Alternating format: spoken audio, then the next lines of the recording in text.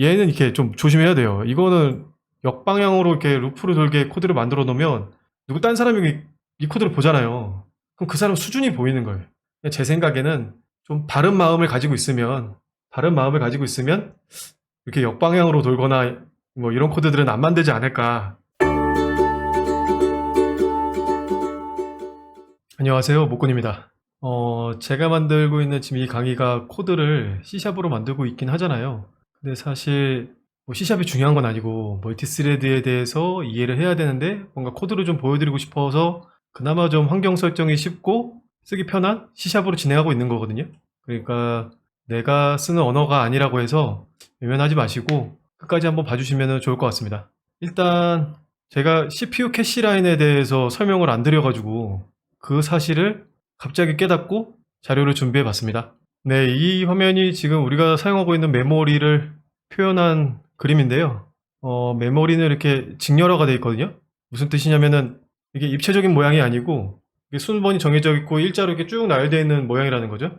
이게 직렬화가 되어 있는 거고 메모리는 이렇게 순서대로 만들어지게 되어 있습니다. 그리고 여기 보면은 이 어레이에 들어가는 아이템이 4바이트짜리 INT인 것 같아요. 그래서 첫 번째 1, 2, 3, 4, 5 이런 식으로 들어있는데 첫 번째 있는 이 주소, 이게 주소거든요. 이 주소가 1024라고 지금 되어 있어요. 그런데 메모리를 만들 때마다 이 주소는 바뀔 수 있는 거죠. 이 주소는 바뀔 수 있는 건데 이 주소가 결정됐으면 다음 주소들은 다 결정돼 있는 거예요.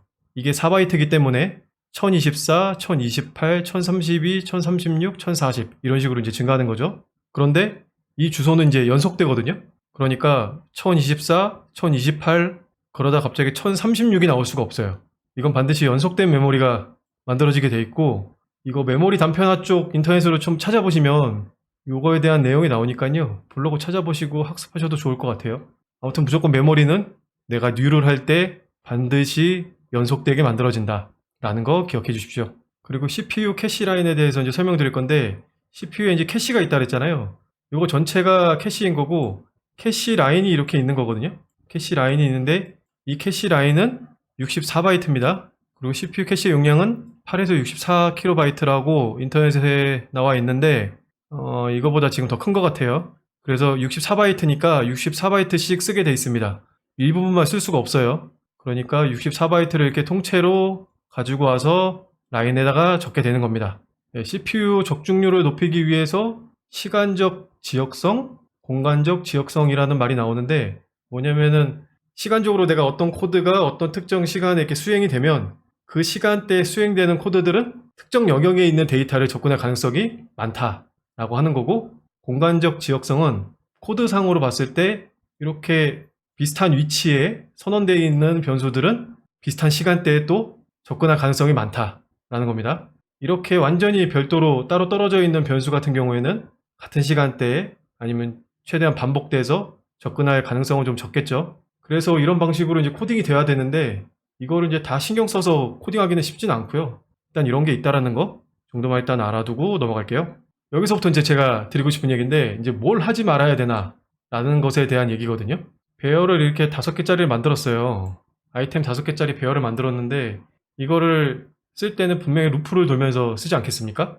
루프를 돌면서 써야 되는데 이 루프를 돌 때 하지 말아야 될 게 있어요. 그게 뭘까요? 3, 2, 1. 네, 역순으로 돌면 안 됩니다. 루프를 역순으로 돌면 캐시 미스가 계속 발생해요. 아까 전에 보던 그림 보면서 설명을 좀 드려볼게요. 지금 이 그림 보시면요. CPU가 캐싱을 할 때 그 캐시 라인만큼 가져간다 그랬잖아요. 근데 내가 접근한 메모리에서 그 뒤로 64바이트를 가져가는 거거든요. 어이구. 그러니까 예를 들면은 이 배열의 첫 번째 원소를 가져오려고 했을 때 캐시 안에 없으면 캐시 미스가 되는 거죠. 근데 이때 다시 메모리에서 가지고 와서 캐시에다 넣어줬어요. 그러면 그 캐시 안에는 얘도 있고 얘도 있고 얘도 있습니다. 64바이트까지니까 이 뒤에도 뭐 더 뭔가 데이터가 있을 텐데 그것도 필요한지 안 한지 뭐 따지지 않고 그냥 일단 가지고 오는 거예요. 64바이트만큼 그렇게 가지고 오는 건데 만약에 이거를 루프를 역순으로 돌잖아요. 이거를 루프를 역순으로 돌면 이때 캐시 미스가 나고 캐시에다가 다시 데이터를 적재했는데 이 뒤로 가지고 온다 그랬잖아요. 그러니까 얘를 또 가지고 오면 또 캐시 미스, 얘 가지고 또 캐시 미스, 얘 가지고는 또 캐시 미스, 얘 가지고는 또 캐시 미스예요. 그러니까 이렇게 코딩하면 안 돼요.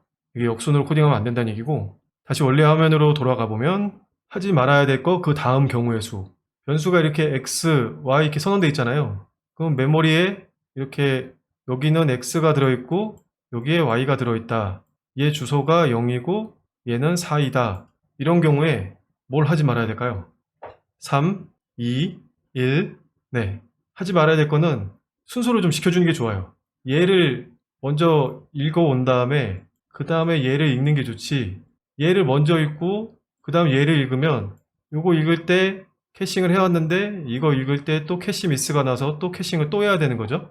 이것도 하지 말아야 되는 작업 중에 이제 하나인 거고요. 이 경우는 이걸 고려해서 코딩하는 거는 뭐 쉽지는 않을 것 같아요. 로직 구현하기도 우리 바쁘니까. 그러면 하지 말아야 될 걸 했어요.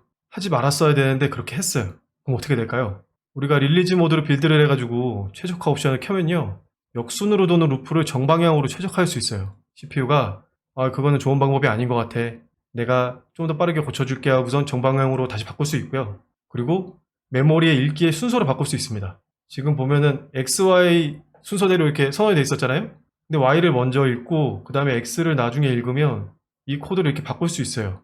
최적화하는 과정에서 이거를 우리가 리오더링이라고 했었죠. 근데 우리가 코딩할 때 이거는 솔직히 좀 놓칠 수 있거든요. 이것까지 신경 쓰기는 좀 힘들어 보이는데 얘는 이렇게 좀 조심해야 돼요. 이거는 역방향으로 이렇게 루프를 돌게 코드를 만들어 놓으면 누구 딴 사람이 이 코드를 보잖아요. 그럼 그 사람 수준이 보이는 거예요. 이걸 어떻게 역방향으로 루프를 돌게 만들 수가 있지? 뭐 당연히 말은 안 하겠지만 속으로 많이 실망하지 않을까요? 이런 실수는 좀 조심하자. 근데 이거를 코딩할 때마다 계속 신경 쓰면서 코딩을 할 수는 없고 제 생각에는 좀 바른 마음을 가지고 있으면 이렇게 역방향으로 돌거나 뭐 이런 코드들은 안 만들지 않을까 그런 생각하고 있습니다.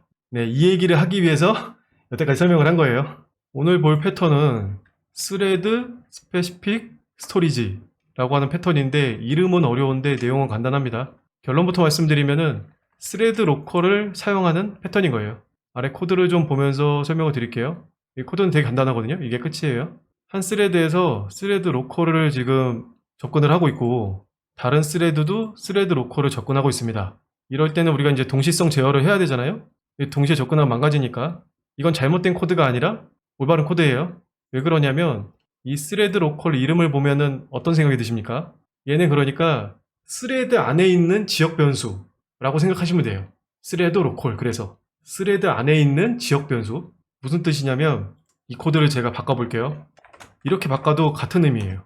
이렇게 하고 카운트 플러스 플러스 이거랑 같은 의미입니다. 그러니까 각 스레드별로 사용할 수 있는 변수입니다. 당연히 생명 주기는 스레드가 이제 작업이 끝나면 쓸모 없어지는 게 되겠죠. 다시 원래 코드로 돌려볼게요. 그래서 코드를 돌려가지고 제가 이거 편집하는 과정에서 무음 구간이 있으면 다 삭제가 되거든요. 제가 중간에 말을 안 하면 화면이 갑자기 이렇게 탁 튈 수도 있는데 그런 건 좀 이해해 주십시오. 그래서 사실 지금 계속 안 잘리게 하려고 계속 떠들고 있는 거거든요. 보여드려야 될 화면에서는 계속 떠들고 있는 거예요. 이거 사용법 보면 되게 간단합니다. 스레드 로컬 이렇게 선언하시고요.